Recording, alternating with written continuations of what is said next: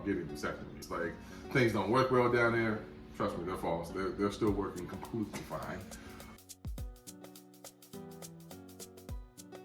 Welcome back to another episode of Hanging with the Hindi Lions. I don't know, like a drum roll maybe. Why did you choose to have a vasectomy? Obviously, this is a big monumental step. It is. Something we haven't, it's not like we haven't discussed it before. We have. So, I guess the first part of it starts with the conversation. We had to establish, first of all, like, obviously, we're done having kids. Yeah. I mean, we've got 4, and they all just shout out at the same time. Just, It was like, do. Yeah. The last one was just, the last one was just the last little push, All right, well, what's available for me? Like, what can I do? Obviously, there's not too many options except vasectomy, but at the same time, the stuff that we tried for you really didn't help as far as, like, your day-to-day basis, like, just your body is concerned, acting well to it. Yeah. So, obviously, there's a big, huge stereotype about getting vasectomies. A lot of guys are like, oh no, it affects with you this, that, the other. You don't get as much testosterone, whatever it is. Like, things don't work well down there. Trust me, they're false. They're still working completely fine. But what helped you overcome the stereotypes? So actually, I was going to come to that right next to that. There's actually a friend of my man that's had it for 22 years. Right. So, so he's talking to other people who's had it. Definitely talking to people who, oh yeah, definitely talking to people, and definitely doing my own research. Obviously, just the processes of this. Despite the stereotype and everything you've heard about it, the main reason you did it. So, despite the stereotypes, the main reason that I, really went to that point of saying, all right, well, let me try this. One, I needed an option that was going to work for us. I wanted to find a way that was like non-hormonal or steroidal to the effects on, like, your body or my body, and that would be just as effective. Yeah.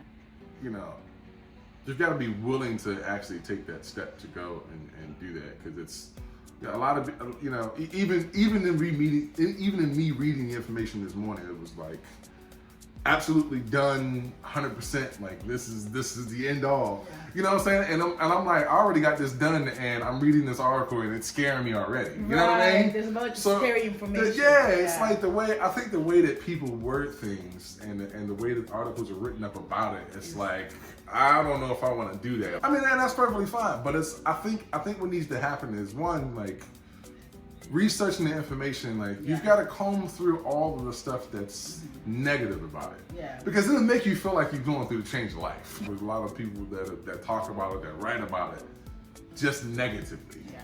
So I think the first thing that we should do is change the conversation. Yeah. You know what I mean? Yeah. Like, if you're saying, hey, this is actually like a benefit to your life. Honestly, everybody in their 20s, knowing that it's reversible, everybody in their 20s should go get snipped. That way you alleviate all types of different scenarios that you don't want to have to worry about. Mm-hmm. A young buck. Do people still say that? You gotta hear. A young buck. Usually older. A young buck is somewhere looking. Look at this young buck. Look at this young buck coming. This young whippersnapper. What? A whippersnapper? So let's say this young buck is looking to get snipped.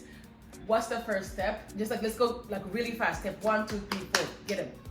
So step 1 is finding a doctor, which is there's a bunch of different.